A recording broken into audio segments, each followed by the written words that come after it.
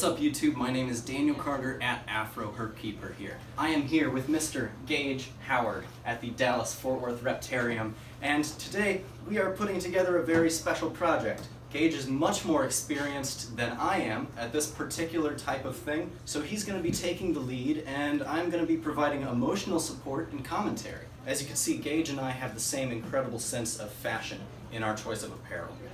I'm going to cut that in. The planet we live on is infested with life. Creeping, crawling, slithering life. Once upon a time, everything we did revolved around the natural world. But now, there are billions of us, and we as a species have never strayed further from our roots. Even so, some of us continue to slip through the cracks. I'm not scared of any animal, no matter the number of teeth, claws, or legs. My only directive is to reconnect you with the wild, to defend the creatures that need it most, and to do my part to preserve the biodiversity of our remarkable world. My name is Daniel Carter, and you're watching Afro Herpkeeper.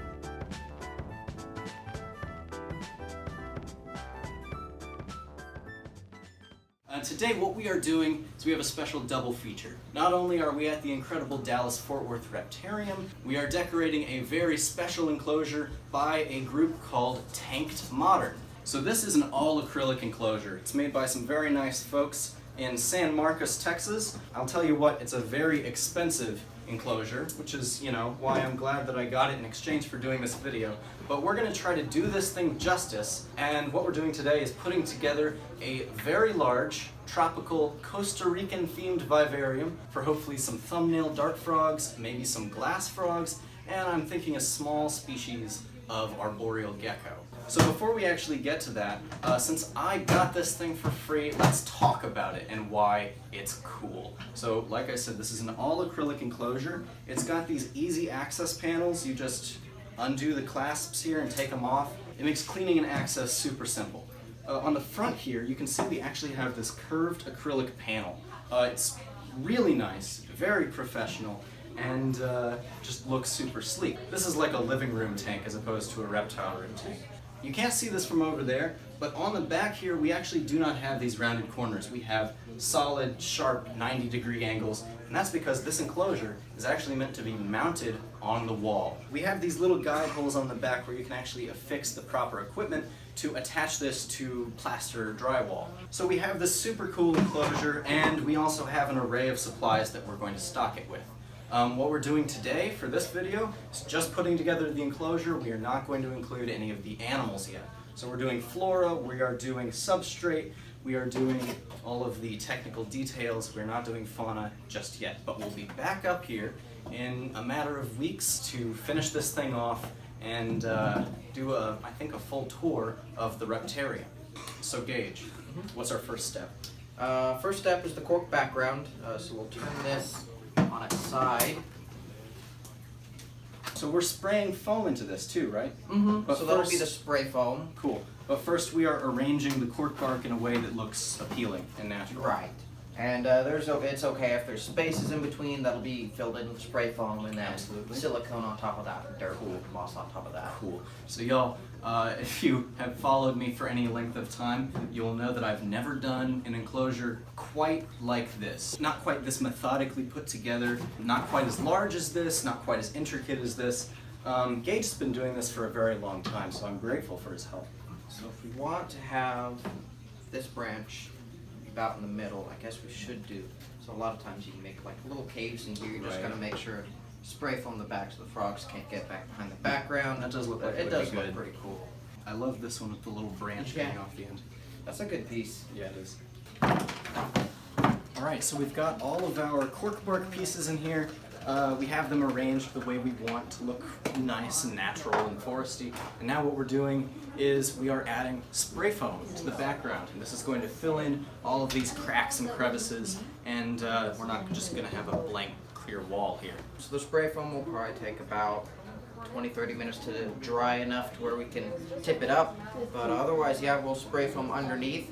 Biggest part, especially with dart frogs, is just making sure there's no spaces where they can get behind the background. And the good thing about the spray foam is It's not too terribly hard to get off if you ever decide you don't want the background. And just take a razor to it. Mm-hmm. And what kind of spray foam is this? What do people need to look for in a spray foam? So a lot of people like the yellow or white stuff because it's cheaper, but I like the black stuff, especially nice. since over time some of that silicone is going to start to come off. Some of the dirt and moss is going to come off after you're misting it several times. And with the black spray foam, you're not going to notice that as much because it's going to blend in a little more. So it's just a pond and stone liner. Is it recommended to avoid touching it? It'll get to your hands and you won't get it off for weeks. Nice, nice. About how much of this is going to expand? Like, how much do people need to spray? I've noticed it depends on the brand. Some of these are gonna, expand 2-3 times as much, and some of it's just gonna get just 25% larger. So you play it by ear. Yeah, pretty much. And if it does expand too much, you can take a razor blade or X-Acto knife and, carve it out. A lot of people like to carve it out anyways, just because it makes the silicone Make it look stick. like rock work. Mm-hmm.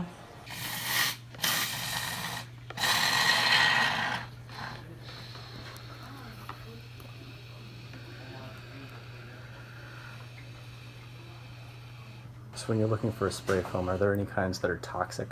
People should definitely avoid.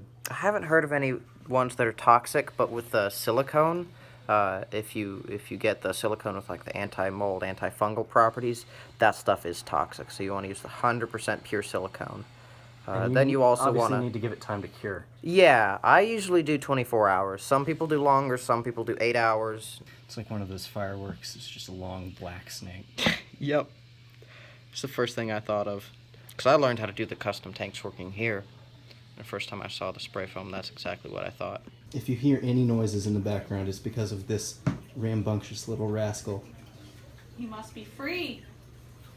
I bet he would bite me if I picked him up. Oh, yeah. absolutely. We found him outside. Yeah. So you're finishing up the spray foam and we're going to give it 20 or 30 minutes? Mm-hmm.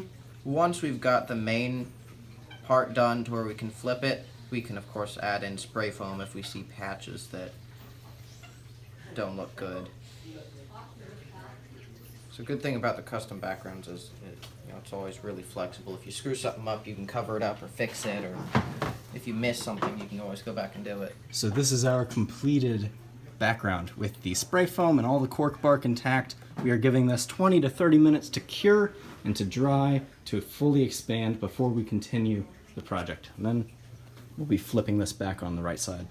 Okay, so now we're doing silicone. And what's the point of the silicone? The silicone is what patches the dirt and moss onto the spray foam, so it doesn't just look like black puffy cotton candy. This is mixed our with sticky cork. component. Yes. Put big globs of it all around, and then once I'm done with a section, I'll spread it out, coat every surface with it. Gloves are recommended for this type of work. It's like sticking your face in a bottle of vinegar. I know, it smells so bad. So all you're doing here is smudging it around to cover the surface area. Right, because then we're going to drop and push dirt on top of it. Stick dirt and moss all over it. Mm-hmm. It's impressive to me that moss can do fine when it's exposed to something like that. Moss is hardy. Really if hardy. you take care of it properly. Biggest thing's lighting.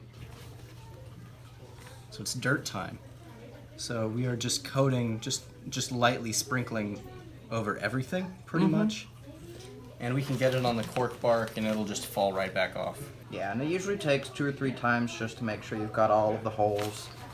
Sometimes when you're coating this, there are areas that aren't siliconed, that you'll get dirt on. I've seen a few people just pack down the dirt into the spray foam, into the wet spray foam. Yeah. But I personally like using silicone on top of it. It generally looks better. So you can see this is the very last of our spray foam on the bottom. We have our silicone all along here, and then we have our dirt coating the silicone everywhere else in the enclosure. Big reveal. Small reveal. Nice. So now we're starting to get to see the background of the enclosure for the first time. From the front, it looks like it's completely covered, but there's a hole right there that the... So we have to touch that up. Yep. So we'll fill that with spray foam so the blue jeans don't get behind it. Yeah, we don't want any frogs lost in this utter maze. You can see. Spray foam on my hands. Oh man. Oh, these are working hazards. You can see on the back here we've got all of the spray foam and the cork bark in a sort of a maze of sorts. And if you look through here, you can see out into the actual enclosure. So this is actually one of the cork tubes that the frogs will be able to hide in. And it's closed off. So we are going over this in 1 or 2 or 3 layers of silicone and dirt just to make sure that the entire background is totally covered and we don't have any bald spots. So what kind of moss is this, do you know? This is pillow moss, I think. And this is very alive. Mm-hmm. And hopefully we can keep it that way. I've never been good at keeping moss alive, but hopefully in a fully enclosed environment completely tailored for tropical things, it will thrive. Don't you know moss loves silicone? Yeah. Moss thrives in silicone. Can I help with this at all? Yeah, Will it stick to the dirt directly? Do we need just patches of silicone? You're probably going to want patches of silicone. It's not going to stick to the dirt directly. You don't need too much.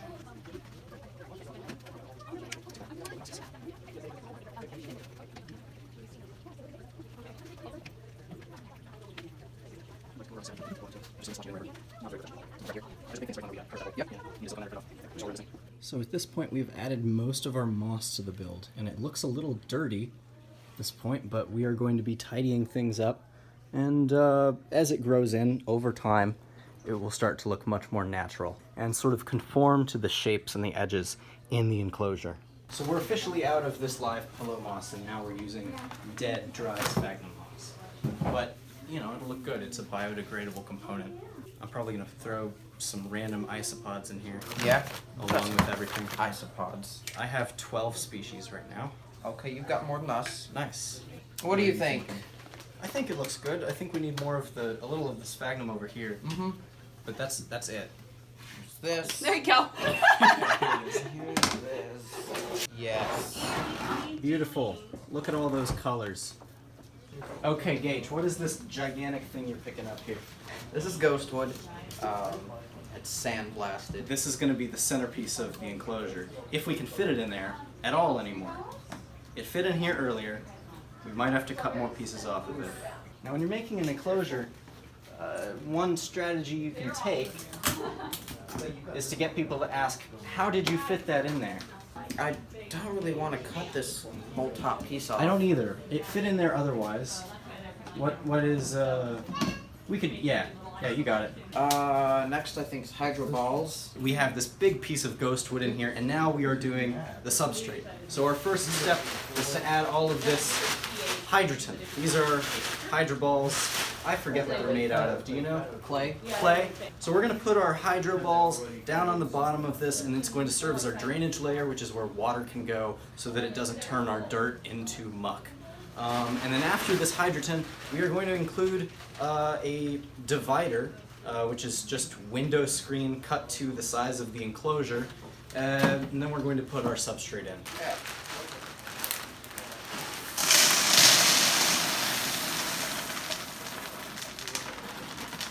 Beautiful, dusty. Amazing. We want to have this, what, like 1.5 inches deep, maybe? An inch? I don't usually use that much, honestly. Okay. Maybe like 1/2 inch.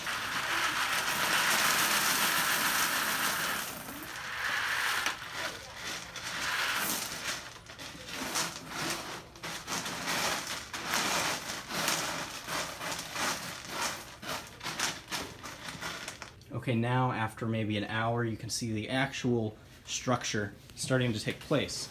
So we have the ghost wood in the middle, we have our beautiful background of cork bark and moss and dirt, we have the hydrogen on the bottom, so now it's time for the drainage layer. And because we have this giant piece of wood in here, what we have to do is actually cut it down to size even further. We have the footprint of the tank, but we didn't account for this giant piece of wood. Now dirt time. Dirt time! I will gladly help you with the dirt. You think we need 2 whole bags? I don't know. Just figure it out. You pour and I'll smooth it out.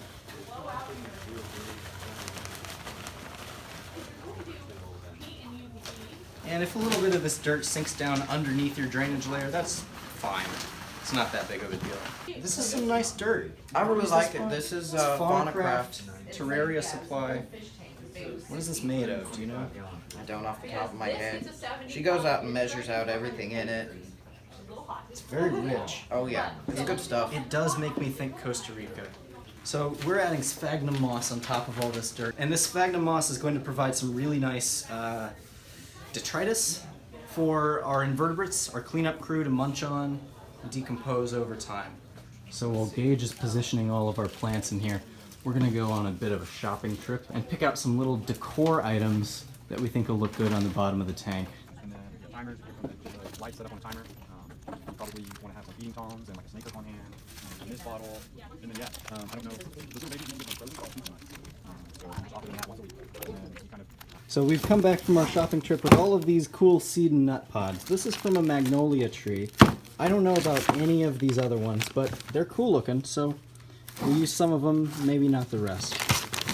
We also have these magnolia leaves, which are going to cover the bottom of this and make it look a little more foresty. Misting this down as we go is going to help us envision the final product. Like, are there any glaring things you want to fix? I don't know. I never like it until I'm finished. Right, I understand that. Maybe we could use another piece of wood somewhere. I agree. We could do some of this cork in the over here, and then another piece of ghost wood right here if we could find an appropriately sized one. I don't know. Let's see. Perhaps if that were a piece of like another few over there. Maybe it's a piece of wall. Here, there. Maybe not. Maybe not. Or you look at that, you find more wood. That would work. Right. Yeah. That's a good spot for him. Yeah. He's gonna get she's gonna get big. I don't use my right closure. Where's that? The right closure. Let's put 10 pounds of water in here before we have to break it. Yes. Yeah, you can run for a few times. Just you can run for these.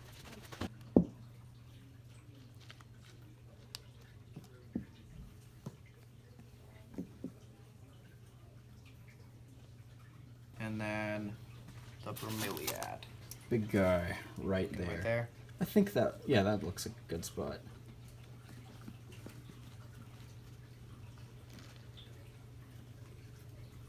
I hate it already. Yeah. Yeah, no, me too. But it'll get better. Yeah. I hate it, but I see what it can be. It's like the sucky thing I with always- our frog tanks. It's I like, always- oh, this will be so good in 3.5 months. Right. Yep. When the plants grow in. This one, I remember this thing this whole size all around it. We leave it over here, back here. You want them back here? Yeah, still. I think another one of those plants. Should I work on these? Yeah. This is the hardest part. Counts. That'll do it. Stand on it, dude, and it'll break. Trying your best.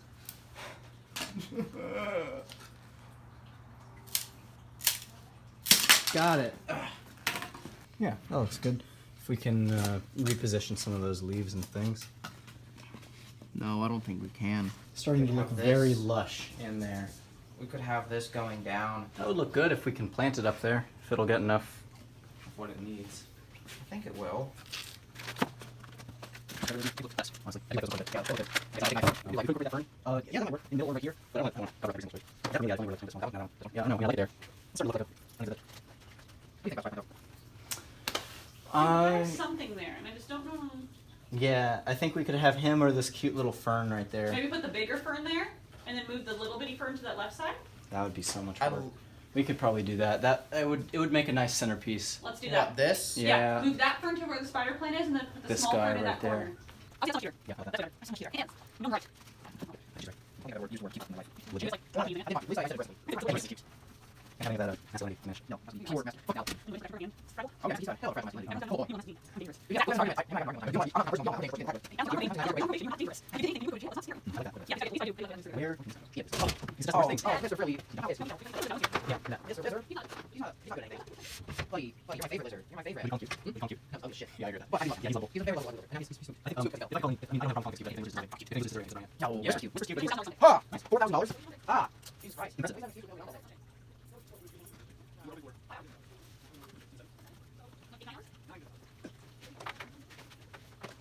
Things are very gradually coming together. We have almost everything we need in here. We have, what, 1, 2, 3, 4, 5, at least 5 species of plants in here, and 3 different varieties of bromeliad. We have all of these magnolia leaves covering our sphagnum moss, covering our soil, covering our drainage layer and barrier, And scattered amongst all of these magnolia leaves, we have some really interesting nut and seed pods, and we have a few more that we might incorporate shortly. Helping with the form of the scape, we have these two really cool pieces of ghost wood, and over here we might incorporate some of this cork bark just freestanding. It is a very lush environment, and overall, I think it's going pretty well. It is a very large enclosure. Our very last step is going to be putting together this LED light fixture. It's a 30 to 36 inch Aqueon OptiBright LED light, and hopefully it will light this up pretty spectacularly.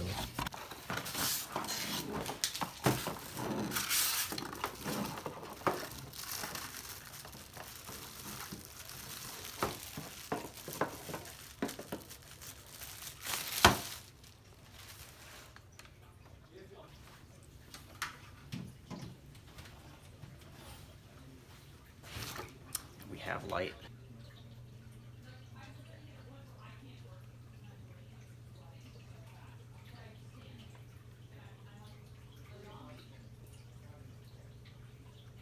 I mean, there's not much you can do if there's a hole in the background at this point. No, but... frogs are just gonna have to die, get dried out. Yep, that's what happens. Time for them to dry out. Okay. This is a tank for herptiles. I sound like an idiot. Okay, I think it's been mission success. This is one heck of a vivarium. I don't know what the gallons are on this, but on the very bottom here we have our layer of hydroton, then we have our barrier between the hydroton and our substrate. On top of our substrate we have this sphagnum moss, all of these magnolia leaves, all of these super cool seeds and nut pods. We have 1, 2, 3, 4, 5, 6, 7 bromeliads in this tank. We have 1, 2, 3, 4, 5 other species of plants. It's a sprawling rainforest landscape, and that's what we were going for. We have these two huge pieces of ghost wood serving as the centerpieces, the main form of the tank. They really bring a lot of life to it, and it'll be cool to watch the frogs explore. Then we have this piece of cork bark right here. We went through that whole process with the spray foam and the silicone. We got through it and we coated it in dirt and moss and all sorts of stuff. I think we did a good job here, Gage. Yeah. I think it looks great. And on top of it, to top it all off, we have this very special Aqueon LED light that we just sort of threw on there at the very end. Should do. Yeah. I mean, I think it looks very impressive. It sure is. It sure is a sure tank. is a tank. Oh yeah. Cool. It's All right. a tank. Thank you all for watching. My name is Daniel Carter at Afro Herpkeeper. This is Gage. Today we are at the Dallas-Fort Worth Reptarium. If you have any questions, please feel free to drop them in the comments section. I will do my best to get back to you. If you enjoyed what you saw here today and you're not already, please feel free to subscribe. If you liked it, leave a like. And if you're already subscribed but you're not getting notifications when I upload a new video, if you want, feel free to hit that little bell icon, and I'll see you next time. Thanks again for watching.